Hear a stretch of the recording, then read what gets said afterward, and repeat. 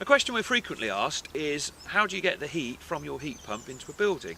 And the short answer is the same way as you would with any other boiler. Ultimately, a heat pump is just a boiler, and it's taking low-grade heat from the environment. Solar energy from the sun heats up the air, the ground or the water, and we concentrate that and then put it into the building. So ideally we'd use underfloor heating, because that gives us a very large surface area, so we can use the whole floor as a radiator, and we can run it at very low temperatures. Therefore the heat pump is really efficient, because the compressor that's squeezing the gas inside it is not having to squeeze it very hard, so we're using 1 unit of electric and maybe getting 4 to 5 units of heat out. So it's 400 or 500% efficient. So the underfloor can run at very low temperatures and transfer heat into the room.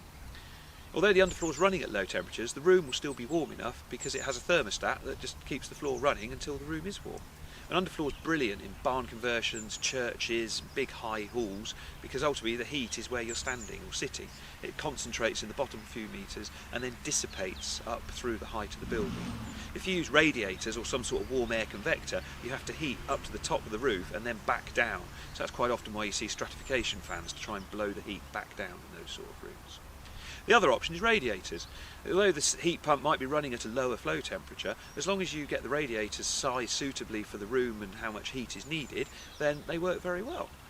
And you can use traditional radiators, standard metal panel radiators, or you can get some very clever fan coil units where they've got a very large surface area, and then you can have computer fans on the top which then get the convection current going, so you can get a lot of heat very quickly out of a small radiator.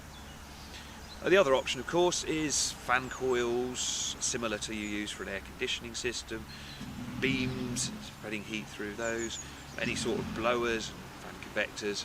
So there's many ways, but the key bit is to make sure that the emitters, the things emitting the heat into the building, are suitably sized to work for the heat pump flow temperatures.